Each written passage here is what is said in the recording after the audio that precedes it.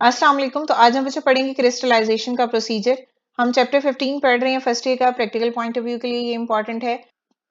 तो सबसे पहले अब ये क्रिस्टलाइजेशन है क्या, इसको देख लेते हैं। क्रिस्टलाइजेशन का प्रोसीजर क्या होता है? The basic principle of crystallisation. Crystallisation का मतलब होता है बच्चों बेसिकली क्रिस्टल का बनना। So basic principle of crystallisation is the, ठीक है। तो क्रिस्टलाइजेशन का मतलब क्या होता है बच्चों? क्रिस्टल बन जाना। तो सबसे पहले हम इसका बेसिक प्रिंसिपल देख लेते हैं।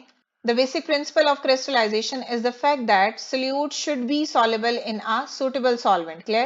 Solute जो है वो soluble किस में हो? Suitable solvent में at a high temperature. High temperature जब आप करोगे तो solute जो है वो soluble होना शुरू हो जाएगा solvent में. Clear? An excess amount of solute is thrown out as a crystal when it is cooled. Clear? For example बच्चों देखो, आप क्या करो, आप सॉल्ट को पानी में ऐड करते जाओ नॉर्मल टेम्परेचर में, रूम टेम्परेचर की बात कर रहे हैं, ठीक है। पानी में हल होता जाएगा सॉल्ट, आप थोड़ा सा और सॉल्ट ऐड करो वो भी पानी में हल हो जाएगा, फिर थोड़ा सा और ऐड करो वो भी हल हो जाएगा, ठीक है। अब एक टाइम ऐसा आएगा कि आप फर्दर अगर उसमें ऐड करना चाह रहे हो सॉल्ट, तो वो पानी में हल नहीं हो रहा, ठीक है, और वो पानी के नीचे बॉटम पे बैठता जा रहा है। अब आप क्या करो, अब आप उस सोल्यूशन को गर्म करना शुरू कर दो।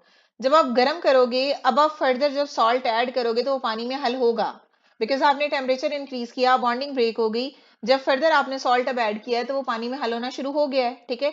अब आप पानी में और ज्यादा सॉल्ट आपने ऐड कर दिया गर्म करने के बाद, वो पानी में हल हो गया। अब आप क्या करो, अब आप सोल्यूशन को टेम्परेचर देना बंद कर दो, उसको ठंडा करो।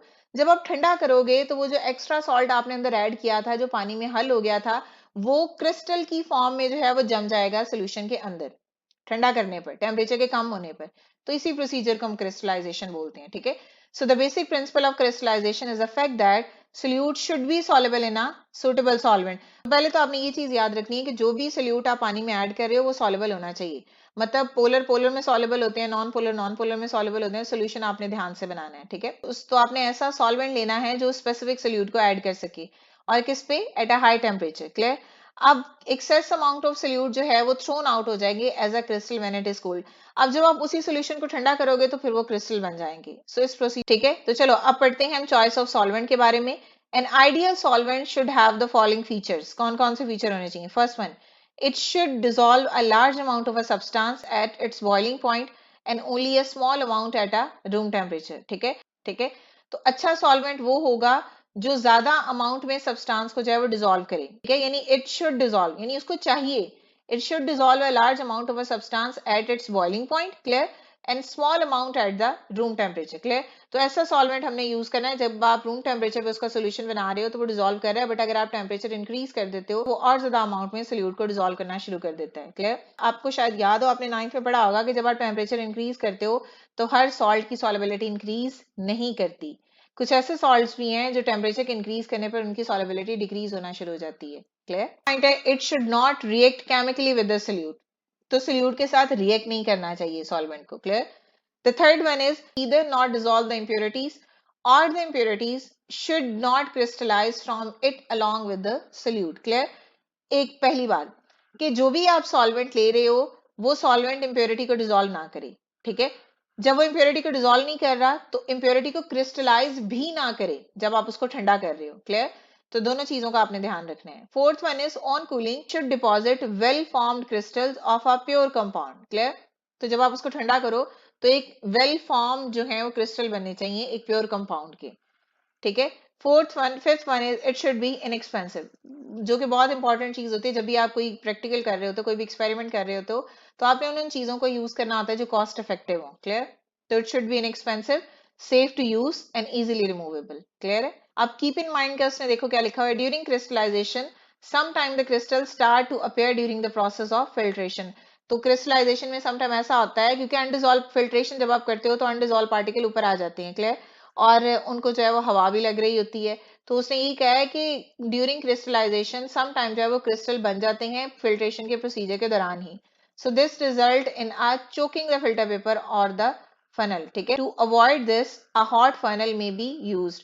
और इस चीज से बचने के लिए हम क्या करेंगे, हम हॉट फनल यूज करेंगे, बिकॉज वो हॉट फनल क्या करेगी, टेम्परेचर को कम नहीं होने देगी, और जो भी आप सोल्यूशन पास करवा रहे हो उस फिल्टर पेपर में से उसको ठंडा नहीं होने देगी, क्लियर है। Next, the solvent which are mostly used for the crystallisation are water, absolute ethanol, chloroform, carbon tetrachloride and acetic acid, clear.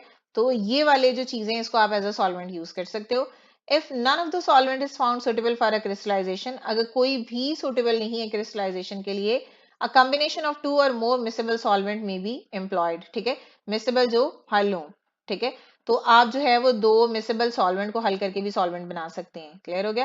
फिर इसको भी एज अ सॉल्वेंट ले सकते हैं। मिसेबल का मतलब होता है जो हल हो, ऐसा नहीं हो सकता कि आप एक पोलर ले लो दूसरा नॉन पोलर ले लो। If a solvent is inflammable, अगर तो सॉल्वेंट इनफ्लेमेबल है, then precautions should be taken while heating the solution, आग लग जाएगी ना, ठीक है। अगर तो सॉल्वेंट इनफ्लेमेबल है, ठीक है, then precautions should be taken while heating the solution, तो आपने एहतियात बरतनी है सॉल्यूशन को हीट करते हुए, so that it does not catch the fire, ताकि वो आग ना पकड़े। In such a case water bath is used for a heating purpose, और इस प्रॉब्लम से बचने के लिए फिर हम वाटर बाथ यूज करते हैं ताकि उसको जो है वो कूल करता रहे सॉल्यूशन को, क्लियर। स्टेप्स ऑफ क्रिस्टलाइजेशन क्या होगी? सबसे पहले हमने प्रिपेयर करना है saturated solution. What is saturated solution? जब आप देखो, सैचुरेटेड सॉल्यूशन वो सॉल्यूशन होता है जिसमें आप एक मैक्सिमम अमाउंट ऑफ सॉल्ट जो है वो पानी में हल कर दो और वो उसमें डिजोल्व भी हो जाए। अगर आप फर्दर उसमें कोई और सॉल्ट भी ऐड करोगे तो वो डिजोल्व फिर नहीं होगा। पॉइंट जहां पे एक proper amount of solute solvent में हल होके एक सोल्यूशन बना देता है, उसको बोलते हैं सैचुरेटेड सोल्यूशन। और अगर आप फर्दर उसमें सोल्यूट ऐड करना चाह रहे हो तो फर्दर उसमें डिजोल्व नहीं होगा, तो इस सोल्यूशन को हम बोलते हैं ये है सैचुरेटेड सोल्यूशन, क्लियर। तो prepare a saturated solution of a substance in a suitable solvent at the temperature of the experiment, तो जो भी टेम्परेचर गिवन है, क्लियर। पहले आपने सोल्यूशन बना लिया saturated at the temperature of the experiment, जो भी एक्सपेरिमेंट में टेम्परेचर मेंशन है, चाहे वो हाई है लो है जितना भी है, ठीक है। सेकंड में आपने क्या करना है, अब आपने क्योंकि सोल्यूशन बना लिया, उस सोल्यूशन में इंप्योरिटी अगर है, the insoluble impurities in the saturated solution are then remove, अब आपने उस इंप्योरिटी को रिमूव करना है, क्लियर। कैसे करोगे?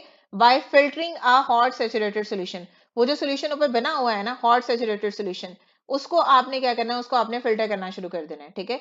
This avoid the premature crystallization of the solute on the filter paper or in the funnel steam, ठीक है। If necessary, hot water funnel should be used for this purpose. अभी हमने वो पढ़ा भी है, अगर आप keep in mind में देखो, हमने क्या कहा था कि समटाइम ऐसा होता है कि क्रिस्टलाइजेशन तभी बनना शुरू हो जाती है जब हम फिल्ट्रेशन का प्रोसीजर कर रहे होते हैं। अगर आप इस चीज से बचना चाहते हो तो आपने फनल जो है वो हॉट फनल यूज करनी है। इससे क्या होगा कि जब आप सोल्यूशन जो है वो उस हॉट फनल के अंदर से पास करवाओगे तो वो सोल्यूशन ठंडा नहीं होगा, वो हॉट फनल उसको गर्म ही रखेगा। जब सोल्यूशन ठंडा नहीं होगा तो फिर क्रिस्टल भी नहीं बनेंगे, क्लियर। क्योंकि वो जब क्रिस्टल बनते हैं ना ड्यूरिंग फिल्ट्रेशन वो प्री मेच्योर होते हैं, वो भी जो है वो सेटल डाउन नहीं हुआ होता सोल्यूशन सारा, क्लियर है। उसके बाद क्या होता है, the hot filtered solution is then cooled at the moderate rate, so the medium size crystals are formed, clear. When the crystallization is complete, a mixture of the crystal and the mother liquor is filtered through a goose crucible using a vacuum pump. Clear?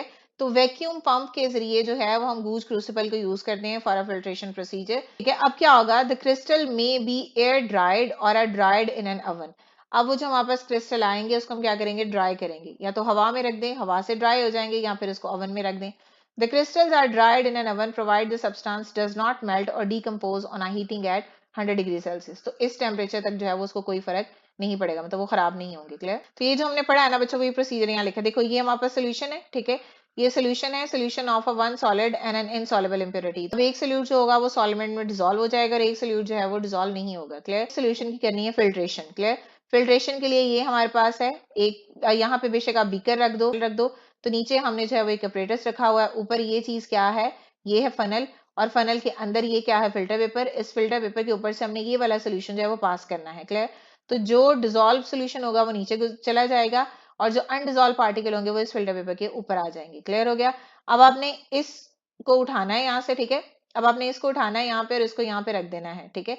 इसको अब आपने heat करना है, ठीक है। Heat करना है, तब तक हीट करना है जब तक इसका वॉल्यूम रिड्यूस ना हो जाए, यानी एवेपोरेशन करवानी है, clear. evaporate to reduce the volume of the solution। जब जो है ये ड्राई हो जाएगा, evaporate हो जाएगा, फिर अब आपने इसको जो है वो ट्रांसफर कर देना है डिश में, ठीक है। Transfer hot liquid to the dish, clear. अब ये डिश में ट्रांसफर करेंगे तो हवा लग रही होगी ना इसको, तो हवा से वो क्या हो जाएगा, ड्राई हो जाएगा और कुछ टाइम के बाद फिर उसके जो है वो क्रिस्टल्स बन जाएंगे। तो ये हमारे पास प्रोसीजर है क्रिस्टलाइजेशन का, ठीक है। Safe and reliable method of drying a crystal is through a vacuum desiccator।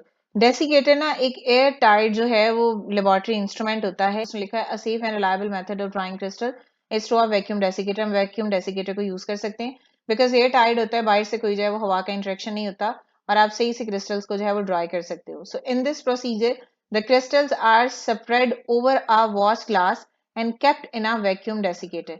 तो हम इसमें क्या करते हैं कि जो क्रिस्टल्स होंगे उसको वॉश ग्लास में रखते हैं और उस वॉश ग्लास को उठा के वैक्यूम डेसिकेटर में रख देंगे, ठीक है, for several hours. Agents are used as a desiccator है calcium chloride, silica gel and phosphorus pentoxide. तो ये ड्राइंग एजेंट है वो हम वहां पे यूज कर सकते हैं। क्लियर है? तो ये था बच्चों आज का हमारा टॉपिक। आई होप कि आपको क्लियर हो गया होगा। अगर स्टिल कोई भी क्वेश्चन है तो आप कमेंट कर सकते हैं नेक्स्ट वीडियो तक के लिए। अल्लाह हाफिज।